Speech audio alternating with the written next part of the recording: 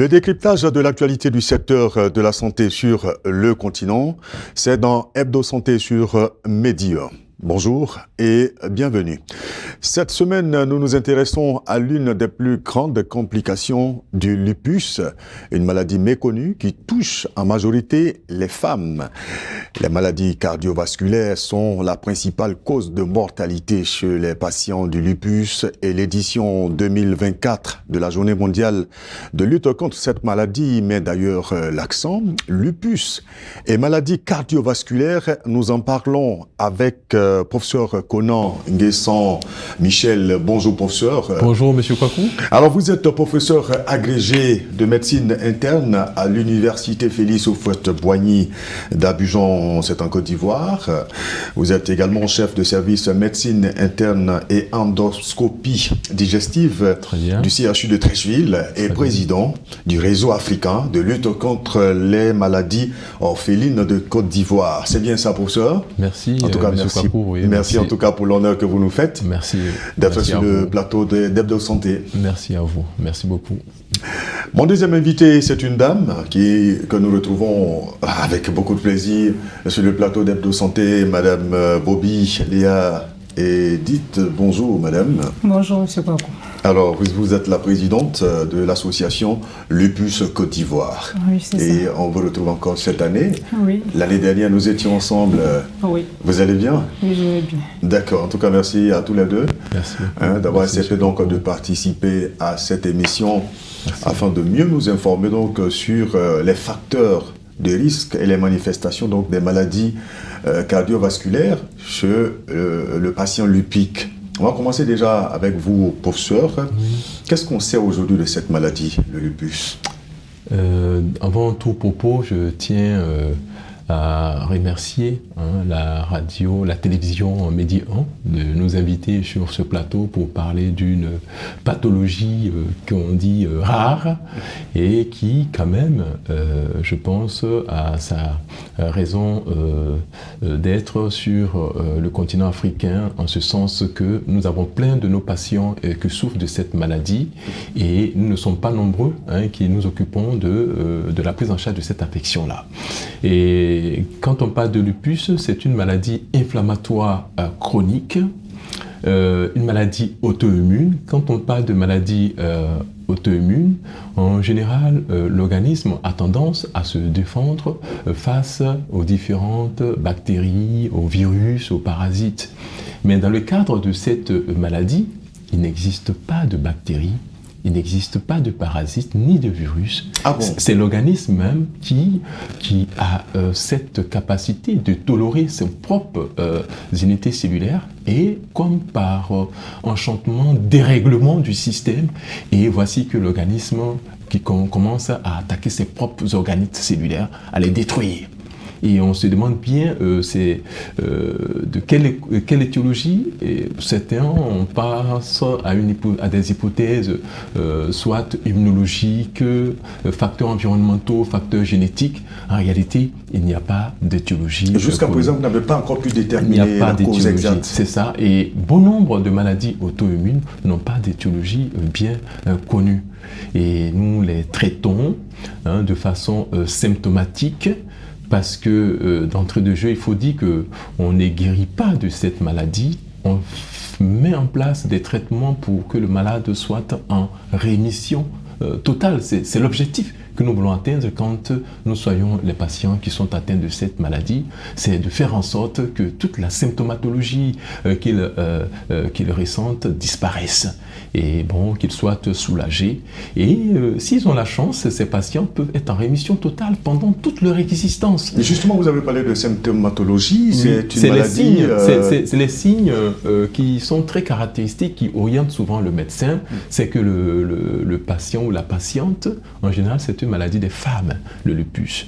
Si nous prenons 10 patients, vous allez trouver que sur ces 10 patients, 9 femmes sont atteintes pour seulement qu'un seul homme. Alors, les manifestations cliniques, les signes, ce sont les manifestations cutanées, souvent qui envoient le malade en dermatologie. Mais il peut aussi s'associer, en plus des manifestations dermatologiques, des manifestations douloureuses ostéo-articulaires et la fatigue persistante, intense, qui sont là les premiers signes souvent qui caractérisent cette maladie. Et ce qui rend cette maladie très invalidante. Invalidante, justement. Et derrière cet aspect cutané qui est frappant, qui suscite des consultations, vous allez trouver que le poumon est aussi atteint, le cœur aussi est atteint, pratiquement certains viscères, tels que le tube digestif. C'est ce qui fait dire qu'on dit le lupus égale maladie avec un polymorphisme clinique varié. D'accord. Vous avez dit polymorphisme, c'est-à-dire plusieurs signes, plusieurs manifestations. C'est ça, ouais. C'est ça. Et ce qui fait que nous, en tant qu'internistes, on est plus à l'aise de prendre en charge ces patients-là. On est plus à l'aise, oui, parce que la médecine interne, c'est cette médecine qui s'occupe de différents organes dans le système. Voilà.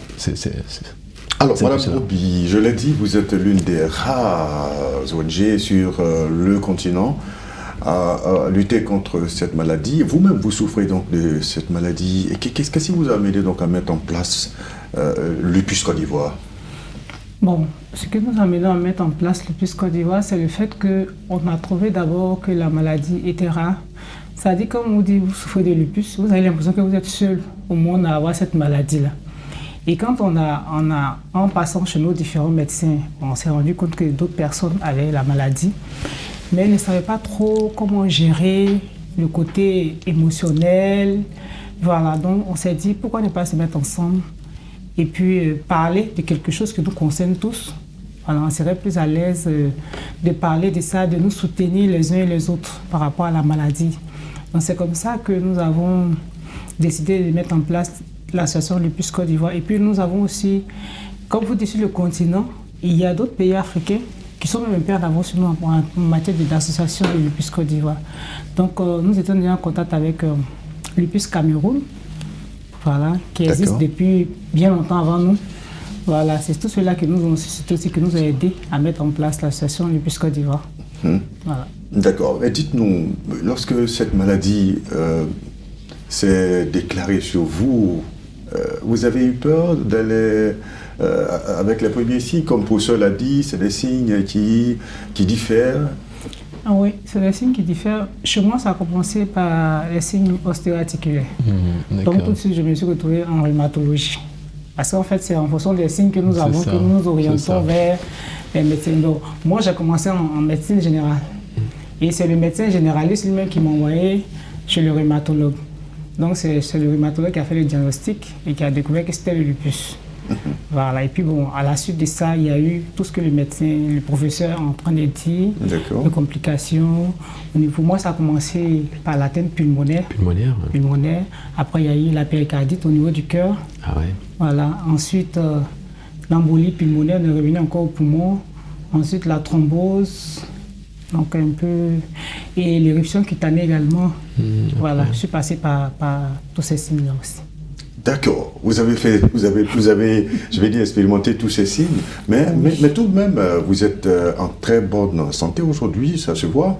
Oui, je suis en bonne santé parce que je suis, en tout cas, j'ai fait l'effort de suivre les traitements tels qu'on me les conseille. J'essaie d'avoir une bonne hygiène de vie parce que c'est tout ça aussi qui nous permet d'être en bonne santé. Voilà. On suit les traitements, on surveille les différents organes. Voilà. En ce moment, moi, je suis sous traitement pratiquement pour le rein, pour le poumon, pour le cœur et tout ça. Et c'est de tout ça que vous parlez donc à Lupus Côte d'Ivoire, voilà, de sorte à ce que tous les patients puissent avoir une meilleure qualité de vie. Oui, et puis il faut dire aussi que, comment on dit ça, les examens coûtent cher. Le diagnostic, le bilan immunologique coûte extrêmement cher. Même les médicaments, selon que la maladie s'aggrave, les médicaments aussi deviennent de plus en plus chers. Donc ensemble déjà, on essaie de voir comment se soutenir. Certaines personnes peuvent passer, par exemple, de 20 mg à tel médicament, passer à 5. En ce moment, votre boîte de 20 mg, quand vous n'en avez plus besoin, on peut donner à quelqu'un d'autre dans l'association qui en a besoin. D'accord. Voilà. Donc, alors, Entre autres complications, on a parlé donc du cœur. Oui. Donc ce sont les maladies cardiovasculaires. Oui, Est-ce que ces maladies, viennent aggraver la maladie lupus? Oui, le lupus, comme je l'ai dit tout à l'heure, c'est une maladie chronique. Chronique comme le diabète, chronique comme l'hypertension artérielle. Et tout ce qui est chronique a un retentissement sur les vaisseaux. C'est pour cela que nous nous évertuons à expliquer à nos partenaires de laboratoires pharmaceutiques que le lupus est une maladie comme les autres maladies chroniques. Il y a plein de recherches qui sont faites dans le cadre, n'est-ce pas, du diabète, oui. Plein de recherches dans le cadre, n'est-ce pas, de l'hypertension artérielle. Mais quand il s'agit des maladies rares, maladies auto-immunes, c'est vrai que les choses sont vraiment avancées, mais c'est à compte-gouttes. Si bien qu'on les appelle des maladies orphelines, parce qu'elles sont rares. Si je m'évertue à investir assez, combien de patients qui vont bénéficier de mon traitement pour qu'il y ait un retour sur investissement? C'est pour cela le thème de maladie orpheline, maladie rare. Donc, tel qu'elle vient de le dire, vous avez vu, dans sa chronicité, il y a eu l'atteinte cardiaque. Dans sa chronicité, il y a eu l'embolie pulmonaire. Dans sa chronicité, elle a parlé aussi de thrombose. Bon, c'est pour dire que partout où il y a un organe, où se trouve un vaisseau, que ce soit une artère ou une veine, alors cet organe sera touché. Bien sûr. Voilà. Donc nous, on a mis l'accent aujourd'hui sur les maladies cardiovasculaires parce que souvent, c'est la porte d'entrée dans le lupus. Vous êtes là, la dame, elle va vous dire, mais depuis quelque temps, je me sens très fatigué, très fatigué, je ne sais pas ce que j'ai. Et puis, après, non, je suis essoufflé. On envoie en cardiologie, on dit, mais tiens, vous avez de l'eau dans le cœur, une péricardite. La péricardite ne se vient pas comme ça. C'est vrai que si il existe une affection qui peut être responsable d'une péricardite en Afrique, c'est la tuberculose. Si on fait le diagnostic que ce n'est pas la tuberculose, chez une jeune dame, systématiquement, il faut penser au lupus. Parce que les jeunes dames, ils font leur entrée dans la maladie dans un tableau de péricardite, souvent aiguë ou chronique. Et voilà, et ces patients vont aussi développer une hypertension artérielle pulmonaire qui va évoluer vers un cœur pulmonaire chronique avec tout ce qui accompagne comme les embolies pulmonaires ou l'HTAP.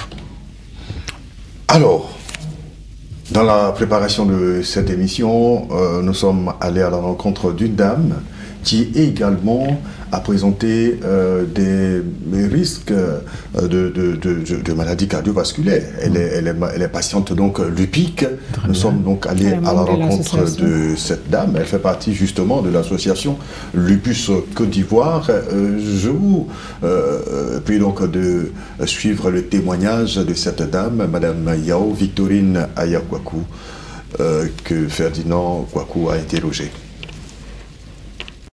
La maladie a commencé par des douleurs articulaires après 2 fausses couches. Un matin, je me suis réveillée et j'ai commencé à avoir des douleurs articulaires. Et j'ai pris des antalgiques, mais malgré cela, la douleur persistait. Et c'est comme ça que j'ai eu la grâce d'avoir mon époux qui a été un soutien capital parce que c'est lui qui m'a dit qu'on devrait aller voir un rhumato. Et Dieu merci, j'ai eu la grâce de tomber sur un rhumato qui a été un soutien capital parce que jusqu'à aujourd'hui, il est un membre à part entière de la famille. Donc je lui dis merci pour tout. Docteur Gabla, merci. Et il faut dire qu'il m'a dit, selon les examens, les résultats des examens, il m'a dit que j'ai eu la grâce parce qu'ils ont vite détecté la maladie. Donc ça a été vraiment une grâce pour moi parce que j'ai pu avoir recours tôt aux soins. Donc ça m'a épargné de beaucoup de complications. Jusqu'à des années écoulées, j'ai pu avoir des enfants et arriver à un stade où il il constatait que j'avais de l'anémie et à chaque fois, je faisais des bilans, c'était le même taux, il n'y avait pas de changement jusqu'à ce qu'ils me disent « Ah, il fallait que tu partes voir un hémato parce que il doit avoir un souci. » Et c'est comme ça, j'ai été voir l'hémato, il m'a donné beaucoup d'examens à faire et il a détecté qu'il y avait assez de fer dans mon sang. Donc, il m'a mis sous traitement pendant au moins 2 à 3 mois. Et j'ai fait encore la NFS. On constate que le taux d'hémoglobine était toujours bas. Et jusqu'à ce qu'au lieu de corriger malgré les molécules que je prenais, le taux d'hémoglobine continuait toujours à baisser. À baisser jusqu'à ce qu'un matin, je me lève et après avoir pris mes médicaments le matin, j'ai pris le petit déjeuner, j'ai pris les médicaments, je sentais que mes forces m'abandonnaient. Et même pour me lever d'un point à un autre, c'était vraiment pénible. Et la petite force que j'avais, il y a une voix qui m'a dit « Lève-toi et va à l'hôpital ». Parce que j'étais qu'avec mes 2 enfants qui sont à bas âge et monsieur n'étant pas là, j'ai dit bon, je vais aller à l'hôpital. Et c'est comme ça que j'ai pris ma petite force. Il n'y avait personne, mais je me suis battue, j'ai traîné et je suis partie à l'hôpital. Je suis partie, j'arrive à l'hôpital et Dieu m'a fait la grâce de tomber sur des merveilleuses personnes. Et peut dire que c'était l'ange de l'Éternel qui est passé ou est passé par là. Quand la femme en question a vu mon visage, elle avait vu que ça n'allait pas. C'est comme ça que je suis partie. Elle m'a emmenée aux urgences et Dieu m'a fait la grâce de tomber encore sur un excellent médecin qui m'a fait une bonne prise en charge. Il a demandé un certain nombre d'examens et quand il a vu l'état du cœur selon la radio et le CG, il a demandé à ce qu'on fasse des examens poussés au niveau du cœur. Et c'est comme ça que le cardiologue a demandé un certain nombre d'examens et il a détecté qu'il y avait une anomalie au niveau du cœur. Et si je ne partais pas tôt, ça allait être vraiment fatal pour moi. Sinon, on s'est dit, mais Dieu m'a fait la grâce. Aujourd'hui, ça va. La dernière échographie du cœur a démontré que ça va. Par la grâce de Dieu, par ma mine aussi, par la voix, vous sentez que ça va. Sinon, avant, pour parler même, je n'avais pas de souffle. Je ne pouvais pas chanter, je ne pouvais pas, même les tâches quotidiennes, je ne pouvais pas le faire. Comme laver les habits, me tenir debout pour faire la cuisine, chanter, marcher même, j'avais des difficultés. Les tâches minimes et quotidiennes, j'avais des difficultés. Mais par la grâce de Dieu, parce que j'ai vite eu recours aux soins, Dieu m'a fait la grâce, aujourd'hui ça va. Alors, avec le témoignage de Madame Yao, Victorine Ayakwaku, on se rend compte que, professeur, on peut vivre avec cette maladie. Oui, on peut bien vivre avec cette maladie. Vous avez entendu, elle a dit, ben, écoutez, j'avais perdu 2 grossesses. C'est pour dire que le malade lupique, si c'est une dame, il faut toujours chercher à savoir est-ce que ce lupus, qui est une maladie auto-immune, derrière ce lupus ne se cache pas une autre maladie auto-immune qu'on appelle le syndrome des antiphospholipides. Ils évoluent souvent ensemble. Nous, en tant que médecins praticiens, quand on trouve une patiente ou un patient qui a un lupus, on se demande bien est-ce qu'il n'y a pas d'autres maladies auto-immunes. Donc, vous faites quoi? Vous faites des recherches? Oui, justement, parce qu'elle vient de dire tout à l'heure, j'ai perdu 2 grossesses. Déjà 3 grossesses, il peut avoir un souci. peut-être que c'est le syndrome des antiphospholipides qui sont associés à ces lupus et qui font qu'elle perd fait des fausses couches à répétition. Donc, du coup, il y a aussi une prise en charge qui doit être effectuée pour ne plus qu'elle pète, n'est-ce pas, ces grossesses-là. Donc, et derrière ça, elle a parlé de anémie, j'étais anémie. Est-ce que derrière ce lupus, il n'existe pas une anémie hémolytique auto-immune? Parce que pour la petite histoire, je me rappelle une dame qui était hospitalisée dans une clinique de la place et qui avait reçu 20 poches de sang, jusqu'à ce que moi-même j'ai dit non mais attention, est-ce qu'ils ont recherché, ils ont fait le test de Combs direct et indirect, et boum, on est tombé sur le test de Combs direct qui est venu positif, et cette dame, je vous dis, après traitement, ça fait bientôt 3 ans, 4 ans. Elle n'a plus elle travaille à San Pedro, elle va très bien. Donc c'est un peu cela. Derrière une maladie auto-immune se cachent d'autres maladies auto-immunes. Et Dieu merci, il faut informer la population, il faut informer, sensibiliser les médecins, parce que ce n'est pas du tout évident. Comme vous le dites, elle, c'est un rhumatologue qui l'a reçu, elle aussi, un rhumatologue. Il se peut que ce ne soit pas le volet ostéo-articulaire qui envoie le malade vers le médecin, mais ça peut être le problème cutané, et là, ça sera un dermatologue.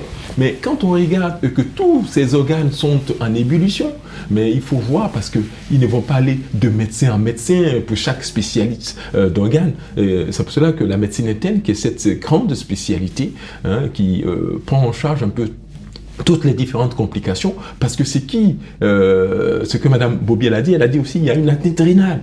Ah oui, parce que la complication majeure de cette maladie, mis à part les péricardites, les pneumopathies qu'on peut avoir, une acide lupique, c'est l'atteinte rénale. Ah oui, ça, il faut surveiller ça comme de l'huile sur le feu.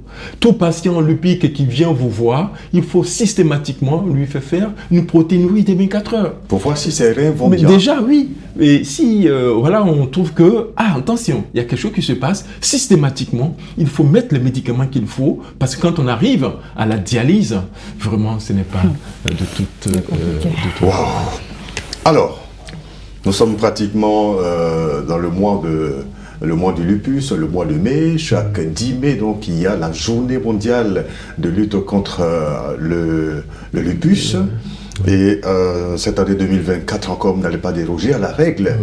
Vous allez organiser au niveau de la Côte d'Ivoire, comme dans le reste du monde entier, cette journée. Qu'est-ce qui va se passer? On a mis donc lupus maladie cardiovasculaire. Alors, il y a les sous-thèmes aussi, lupus et HTA, lupus et diabète, lupus et grossesse. Et c'est sous la coupole du réseau africain de lutte contre les maladies orphelines, dont je suis le président, qui allons donc célébrer cette journée. Et pourquoi une journée d'abord? Pourquoi une journée? Une journée à l'instar du monde, à l'instar, n'est-ce pas, de la célébration, mais précédée, comme chaque année, d'une journée de consultation gratuite. Et la journée de consultation gratuite, en 2022, on a célébré cette journée au CHU de Trècheville, où se trouve le grand service de médecine interne, en collaboration avec les autres spécialités, dermatologie, parce qu'eux aussi voient beaucoup ces patients. Je fais un clin d'œil au professeur Kourouma, Sarah, qui se bat aussi beaucoup dans son unité pour cette affection. Il y a la rhumatologie, tout le service de rhumato, avec notre patron, le professeur Eti, et toute son équipe. Et puis, nous avons le CHU de Trècheville et le CHU d'Angré, le professeur Binan Yves, qui est le chef de service de médecine interne et gériatrie. Bien sûr. Et tout ce monde, et la néphrologie, puisque vous savez, tous nos malades, quand ils viennent qu'il y a l'atteinte rénale, c'est le service de néphro. Systématiquement, aujourd'hui en Côte d'Ivoire, on fait les ponctions biopsie rénale. Et systématiquement, nous savons à quel stade de gravité se trouve la maladie et quel traitement mettre en place. Et je fais de ce coup-là un clin d'œil au professeur Yaoubé, qui est néphrologue, dont nous partageons le même service au CHU de Trècheville de médecine interne. Et donc, voyez-vous, et tout le monde, tout à l'heure, on parlait de transfusion d'anémie, sans compter l'hématologie avec le service professeur Kofi Gustave, l'un de nos maîtres aussi. Donc, c'est pour dire que c'est le réseau africain des maladies orphelines, c'est un creuset de toutes les grandes spécialités où réellement, dans chaque spécialité, les maladies orphelines. Donc, on ne peut pas dire non, c'est la médecine interne. Non, non, non, c'est tout le monde, tous les médecins doivent se sentir vraiment proches de ce réseau parce que dans leur spécialité, tôt ou tard,